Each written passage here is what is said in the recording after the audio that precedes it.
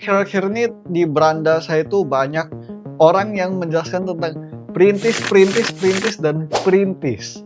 Padahal saya itu awalnya ingin menjelaskan apakah Indonesia sedang dijebak oleh utang.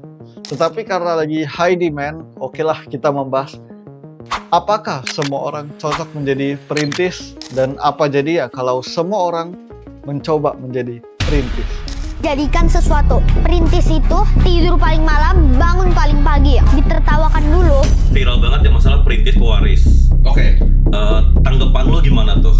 Dia bisa investasi saham sendiri, padahal bapaknya punya emiten. Itu banyak banget di Indonesia.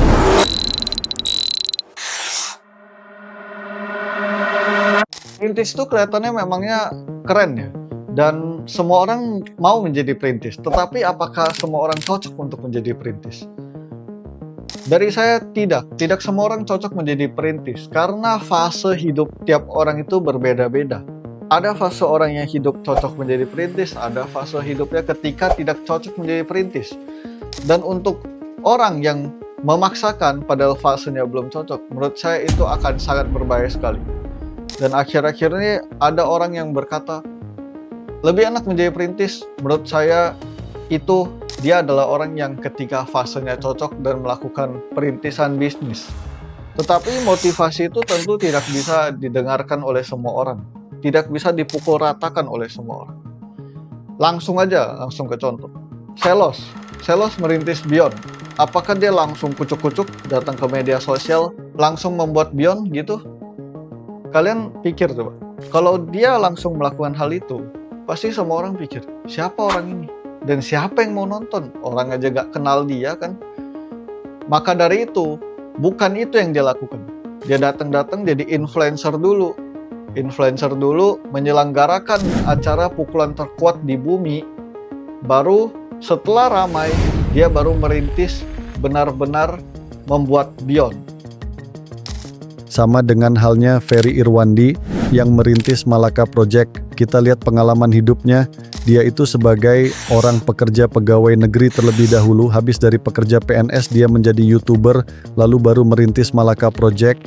Itu yang dilakukan, tidak langsung juga membuat Malaka Project. Kalau dia langsung membuat Malaka Project, siapa juga yang mau gabung ke project Malakanya? Orang juga tidak kenal siapa dia, orang bisa aja lihat dia orang yang gak jelas. Dan masih banyak lagi orang yang tidak langsung melakukan perintisan bisnis, yaitu seperti Henry Ford yang membuat mobil Ford. Itu saya juga pernah menjelaskan di video sebelumnya, itu dia bekerja dulu juga untuk mengumpulkan modal dan ilmu, baru melakukan perintisan bisnis. Coba kalian pikir Henry Ford waktu lagi kerja ngumpulin modal dan ilmu, terus dimotivasi gitu. Anda sebenarnya cari aman, Anda harus menjadi perintis karena lebih enak. Pasti di pikiran dia itu, apaan ini orang? Mungkin memang bapak lu kaya. Pemotivatornya langsung diusir gitu kan sama dia. Bahkan orang-orang yang sebutannya orang terkaya dan penguasa di dunia siapa? Rockefeller dan Rothschild. Kalian lihat deh, kalian coba Google gitu historinya. Apa yang dia lakuin? Gimana kisah hidup dia? Mereka itu bukan langsung merintis bos, mereka itu kerja dulu di tempat orang. Rockefeller kerja dari umur 16 tahun, Rothschild juga magang dulu di perbankan baru bisa buat bank. Jadi motivasi yang lebih baik kalian jadi merintis atau yang ngajak kalian jadi perintis? Itu kalian harus pikir juga, apakah kalian cocok, benar-benar cocok, sudah di fase bisa merintis suatu usaha. Karena kita jelas lahir dengan background, akses ilmu dan privilege yang berbeda-beda. Jadi kita akan membahas fase-fase setiap orang sehingga lu tahu fasenya lu itu udah cocok belum untuk merintis suatu usaha. Mari kita bahas.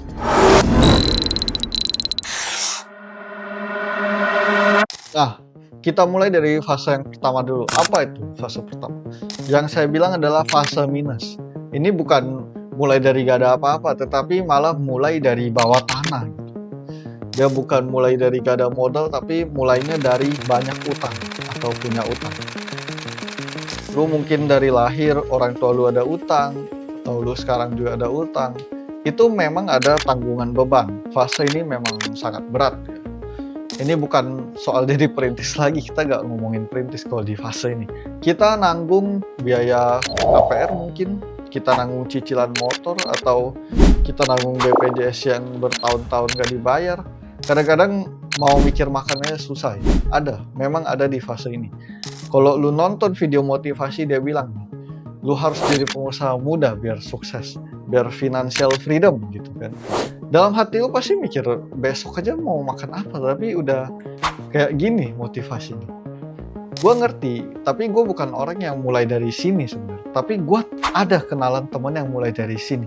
Nah, ini bukan lagi tentang ambisi, tapi lebih ke bertahan hidup gitu bro. Di fase ini tuh gue bilang, lu nggak usah mikir jadi perintis. Lu bayar hutang aja udah jadi pahlawan di hidup lu sebenarnya. Udah itu aja yang lu pikir, bayar utang dulu. Gimana caranya? Apa yang bisa lu lakuin di fase minus? Jujur aja, beresin utang dulu. Kalau bisa lu cari aset buat dijual, jual aja. Tapi ini rumah peninggalan orang tua gua. Iya, gua tahu berat. Tapi kalau rumah itu bikin lu dan keluarga terus-terusan dicekik utang, lebih baik lu jual. Mulai dari ngontrak, ngekos, tinggal di tempat sederhana, itu nggak hina. Bahkan itu bikin lu lebih tenang, lebih bebas mikir, lebih jernih ngambil keputusan. Karena stres finansial itu racun, dia ngebunuh mimpi pelan-pelan. Dan kalau lu bisa keluar dari fase minus ini, bukan cuman lu yang bakal lebih tenang, tapi orang-orang yang lu sayang juga bakal bisa napas. Sebenarnya gua nggak sampai mulai di titik ini, tapi temen gua mulai di titik ini dan gua ngeliatin prosesnya dia lah. Dia itu orang yang orang tuanya itu juga banyak hutang dan dia lunasinnya. Awalnya dia menjual aset, tetapi hutangnya masih ada. Di situ dia ngerantau ke Jakarta, cari kerja tetap buat bayar hutangnya. Jadi yang dia lakukan adalah waktu itu ketika hutangnya masih ada dan asetnya sudah dijual, dia merantau sampai ke Jakarta untuk kerja. Kerjanya keras, udah double job gitu. Dia juga bilanglah ke saudara-saudaranya untuk bantu orang tua kita bayar hutang. Jadi kerjasama antar saudara itu juga penting, tapi akhirnya masa itu lewat juga dan akhirnya utang dia terbayar dan setelah terbayar, dia mulai nabung untuk membeli tanah. Ketika sudah tanah terbeli, dia baru pelan-pelan ngicil bangunan. Kalau bisa bikin fondasi dulu, ya bikin fondasi dulu, dan kalau bisa bikin tiang dulu, ya tiang dulu gitu. Dan sekarang malah sudah punya rumah, jadi jangan Anda pikir Anda sudah masuk jurang dan gak akan bisa keluar, tapi Anda harus optimis suatu saat Anda pasti terbebas dari jurang. Fokus utama lo di fase ini, nutup utang, bikin cash flow stabil, hidup sederhana sebisanya, jaga kesehatan mental, jangan terburu-buru jadi perintis. Yang kedua, fase tidak punya modal. Nah, ini fase berikutnya. Setelah lu udah nggak minus atau dari awal emang nggak punya beban utang, lu masuk ke fase ini. Ini fase dimana lu belum punya modal, lu belum tahu mau bikin bisnis apa. Bisa dibilang lu lagi di fase mencari napas, dan ini fase yang cukup aman tapi juga cukup berbahaya. Kenapa berbahaya? Karena banyak orang keburu pengen buka usaha dari fase ini. Padahal lu belum punya modal, belum punya arah, dan kadang skill juga masih setengah matang. Jadi, apa yang harus lu lakukan? Gini, kerja aja dulu. Kerja yang benar, kerja yang serius. Cari tempat kerja yang bisa ngasih lu gaji, pengalaman, dan skill. Lu kerja bukan buat jadi budak korporat selamanya, tapi buat bangun amunisi lo. Sambil kerja, lu bisa mulai belajar soft skill dan ngasah minat. Contohnya, lu kerja di bidang finance, tapi lu suka kopi, mulai belajar soal coffee business, roasting, supplier, logistik, dan lainnya. Lu kerja sebagai admin tapi suka fashion, mulai belajar soal kain, tren, bahan, distribusi, dan branding pelan-pelan. Kerja itu bukan penjara, kerja itu lahan investasi waktu. Gaji lu boleh kecil, tapi kalau lu pintar nyimpen dan ngatur arah belajar, ilmu lu bisa jadi aset ratusan juta. Fokus utama lo di fase ini, kerja yang serius, kumpulin modal observasi industri dan kebutuhan pasar, asah soft skill, komunikasi, leadership, desain, manajemen. Mulai petakan, lu pengen ngerintis di bidang apa? Yang ketiga, fase modal siap, lu harus budgeting dulu. Misalkan, anggaplah lu mau bikin coffee shop, modal udah siap, tapi coba hitung ulang modal lo itu. Apakah cukup untuk menjalankan bisnis itu selama setahun penuh tanpa ada pemasukan? Kalau iya, pertanyaan berikutnya, apakah modal itu di luar dana darurat pribadi lo sendiri? Karena banyak banget bisnis yang tumbang, bukan karena produknya jelek, tapi karena ownernya nggak sabaran. Terlalu cepat mau untung, nggak kuat jalanin proses. Dan ketika cash flow macet sedikit, modalnya langsung habis. Jadi gini, coba lo kaji ulang modal lo.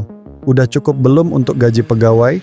sewa tempat, bahan baku tiap bulan, listrik, internet, packaging, dan lain-lain, dan semua itu harus bisa dibayar selama setahun penuh walaupun lo belum dapat 1 rupiah pun dari customer. Itulah kenapa lo harus punya 2 jenis modal. 1. Modal operasional untuk jalankan bisnis. 2. Dana darurat bisnis buat jaga-jaga kalau nggak ada pemasukan sama sekali selama setahun. Dan satu lagi, dana darurat pribadi selama setahun juga, biar lo bisa hidup tanpa harus narik uang dari bisnis lo yang baru mulai. Ketika lo udah di fase ini, lo sudah siap jadi perintis. Tapi ada tips dari gua lagi biar bisnis lo itu potensi kegagalannya sangat sedikit. Lanjut ke yang terakhir, yaitu fase perintis.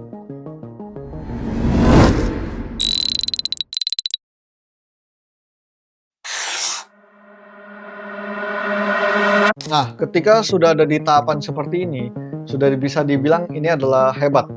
Karena selain punya modal, juga punya dana darurat pribadi dan juga dana darurat untuk operasional perusahaan selama setahun. Jadi nggak perlu pusing tuh kalau usaha lu selama setahun itu sepi dan lain-lain, lu tetap bisa menjalanin operasional usaha lu setahun penuh dengan cara otak-atik strategi. Semoga dalam setahun itu jadi rame gitu. Itu artinya lu udah siap menjadi perintis, tetapi bukan berarti lu all in dengan modal yang lu punya tanpa pertimbangan yang jelas juga. Lu nggak perlu buka toko gede-gede langsung atau buka spanduk dengan iklan yang gede-gede atau rekrut tim yang gede-gede juga.